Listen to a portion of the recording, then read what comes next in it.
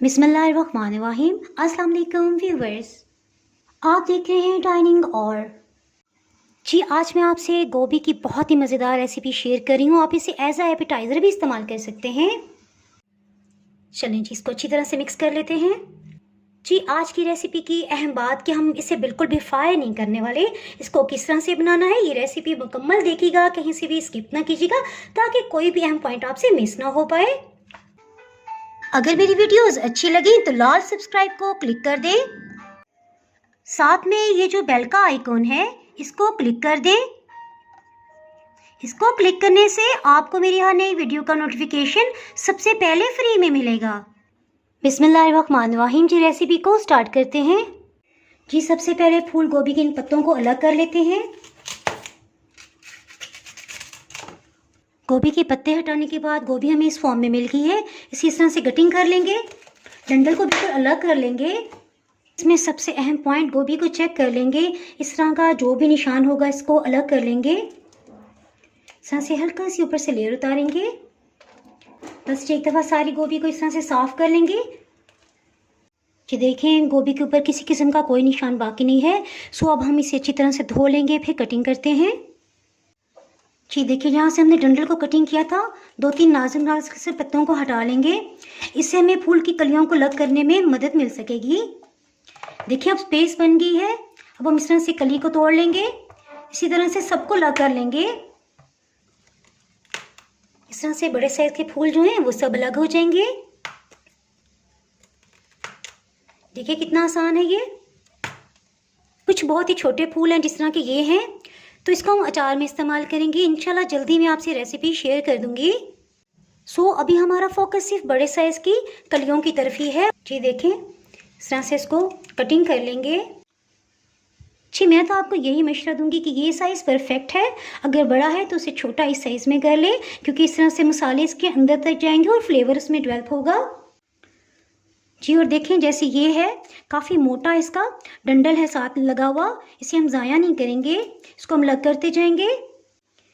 ये ज़्यादा बड़ा है, इसको इसे 4 हिस्सों में डिवाइड करेंगे।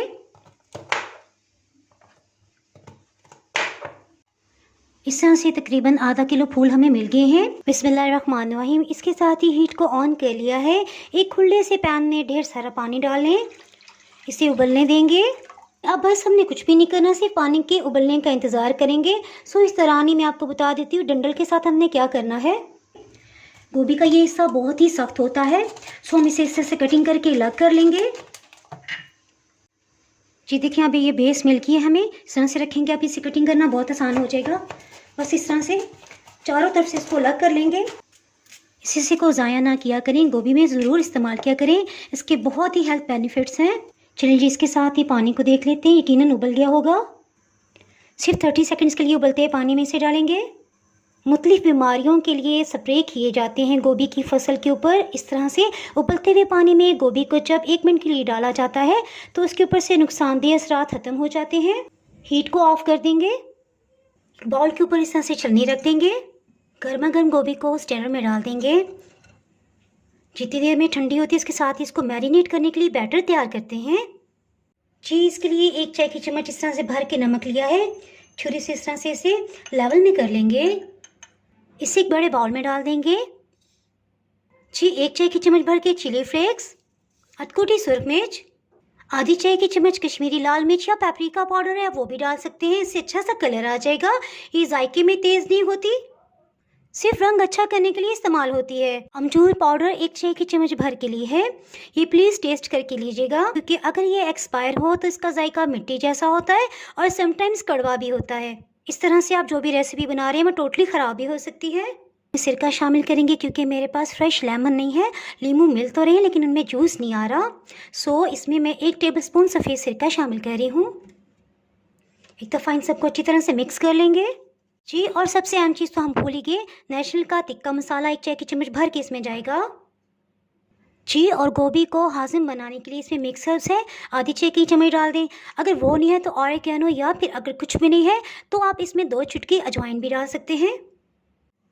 गरम मसाला पाउडर 1 चाय की चम्मच का चौथाई हिस्सा। बस हल्का सा मिक्स कर लेते हैं। इसमें गोभी को शामिल कर देंगे। इसको हल्के हाथ से मिक्स करेंगे ताकि सब मसालों की अच्छी सी कोटिंग गोभी के ऊपर हो जाए।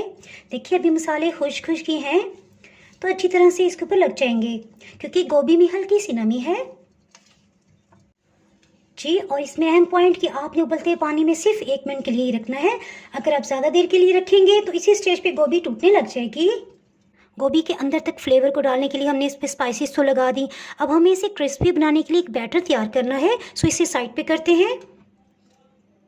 जिसके लिए बिल्कुल गाढ़ा दही हम इस्तेमाल करेंगे जी। 4 खाने वाले चम्मच इस तरह से भर के ले लिया है जी। कॉर्नफ्लावर इसमें 3 खाने वाले चम्मच भर के लिए हैं, इसे शामिल कर देंगे जी। एक दफ़ा इसे मिक्स करेंगे जी। ये देखें इस तरह से ये गाढ़ा है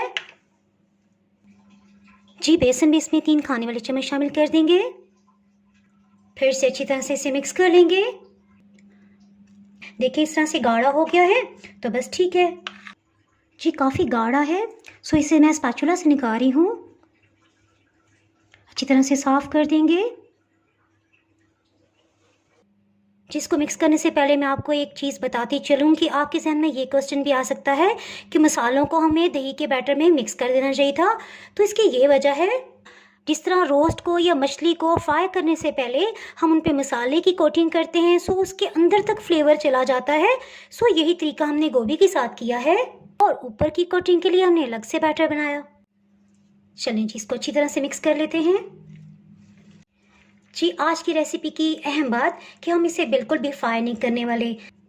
ये देखें जी, बहुत अच्छी तरह से सब तरफ कोटिंग हो गई है। इसके साथ ही हम हीट को ऑन कर लेते हैं और नेक्स्ट प्रोसेस की तरफ चलते हैं जी। और मैं आपको बताना भूल गई कि मसाला लगी गोभी को तकरीबन आधे घंटे के लिए मैंने मैरिनेट होने के लिए रखा था जी। कुकिंग ऑयल इस तरह से भर के चम्मच लेंगे जी। आपको दिखाने के लिए एक टेबल स्पून दिखाया था, इसी तरह से 4 खाने वाले चम्मच भर के ले लिए हैं। इसके साथ ही हीट को ऑन करते हैं। कुकिंग ऑयल को पैन में इस तरह से फैला के डाल देंगे और पैन को पकड़ के भी इस तरह से घुमा लेंगे ताकि ऑयल की सब तरफ कोटिंग हो जाए। लहसुन का बड़े साइज का पीस ले लेंगे, इस तरह से इस पर कट लगा लेंगे और इसे चॉप करके इसमें शामिल कर देंगे। चलें जी, चला गया। सिर्फ 1 मिनट के लिए इसे फ्राई करेंगे, इससे लहसुन की स्मेल होती है वो ख़त्म हो जाएगी। बस 1 मिनट तक हम इसे इस तरह से सौते कर रहे हैं जी। और इसके साथ ही गोभी को इसमें डाल देते हैं। अज़ान भी शुरू हो गई, सो अब मज़ीद बात नहीं करूँगी। हीट को मीडियम रखा हुआ है जी। मेरी मोस्ट फेवरेट कुलंजे के बीच आधी चाय की चम्मच आपको पसंद है जो डाल दें वरना रहने दें। हीट को मीडियम कर लेंगे।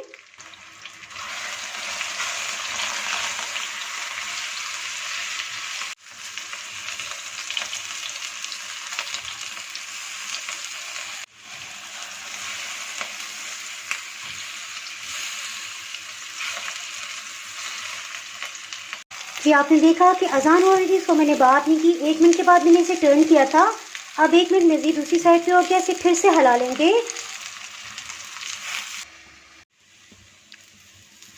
1-2 मिनट के बाद इस तरह से इसे टर्न करते जा रहे हैं ताकि हर एंगल से इसे हीट मिले और अच्छी तरह से ये पके। अच्छी देखें, जैसे गोभी का ये फूल अभी एक साइड इसकी रहती है जहाँ पे बैटर लगा हुआ है और अभी तक इसे हीट नहीं लगी, सो इसे इस तरह से टर्न कर देंगे।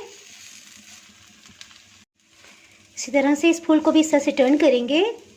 सबको हर तरफ से हीट लगवाते जाएंगे, इससे अच्छा सा इन पे गोल्डन कलर आएगा। अगर कहीं हल्का सा ही कलर भी आ जाता है तो इससे स्मोकी फ्लेवर ही बनेगा, आपने परेशान नहीं होना। अगर थोड़ा ज़्यादा है तो वहाँ से आप हल्का सा खुरिश भी सकते हैं। ये रेसिपी स्पेशली उनके लिए तो बहुत ही अच्छी है जो पकोड़े या डीप फ्राई चीज़ें नहीं खा सकते। देखिए पैन भी बिल्कुल खुश्क खुश्क है, कितना अच्छा सा ये बन गया है जी। बिल्कुल लो हीट पे पकाने की ये वजह है कि अंदर तक ये पक जाए और सब फ्लेवर्स इसके अंदर ही पैक रहें, क्योंकि पानी तो हमने इसमें डाला नहीं है और ऑयल भी बहुत कम है। सो बस ये हल्की हल्की हीट से अच्छी तरह गल जाएगा।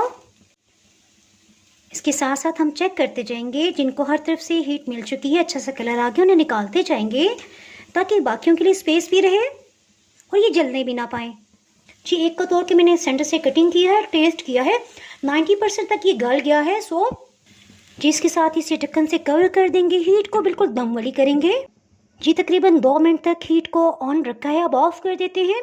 1 मिनट तक इसी तरह ढक्कन लगे इसको रहने देंगे जी। 1 मिनट हो चुका है, इसी तरह से ढक्कन बंद रखे हुए इसे निकाल लेते हैं। अल्हम्दुलिल्लाह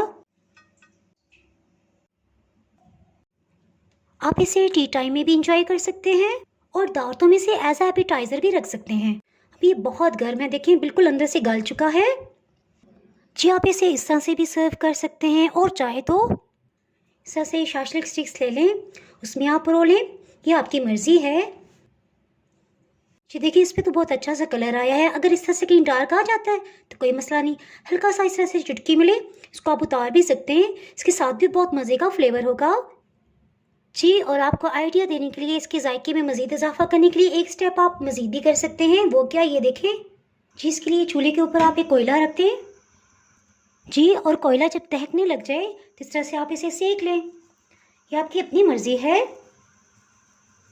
इससे मज़ीद अच्छा सा जायका आ जाएगा। ये मैं आपको टेस्ट करके बताती हूँ।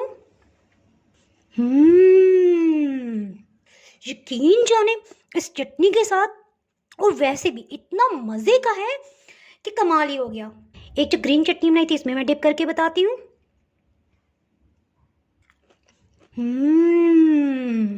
अगर आप इस रेसिपी के साथ ये चटनियाँ बना लें तो फिर तो समझे मज़ा ही आ जाएगा आपको जी। देखा आपने झटपट से कितने मज़ेदार सा हमने एपेटाइज़र बना लिया। इसको कश्मीरी लाल मिर्च से बनाई हुई 3 मुख्तलिफ चटनियों के साथ सर्व करेंगे। इसकी रेसिपी ऑलरेडी पहले मैं अपलोड कर चुकी हूँ। अगर आप इससे मतलब जानना चाहें तो इसका लिंक मैं डिस्क्रिप्शन में दे दूँगी, आप वहाँ से देख सकते हैं। इसके साथ ही अगर आप मेरे चैनल पर नए हैं तो चैनल को सब्सक्राइब कर दें, बेल आइकन ज़रूर प्रेस कर दीजिएगा। इसके बगैर आपको मेरे यहाँ नई आने वाली वीडियो का नोटिफिकेशन नहीं मिल पाएगा। दुआओं में याद रखें, वीडियो लाइक और शेयर करना बिल्कुल भी ना भूलिएगा। इसके साथ ही मैं इजाज़त चाहती हूँ। अल्लाह हाफिज़।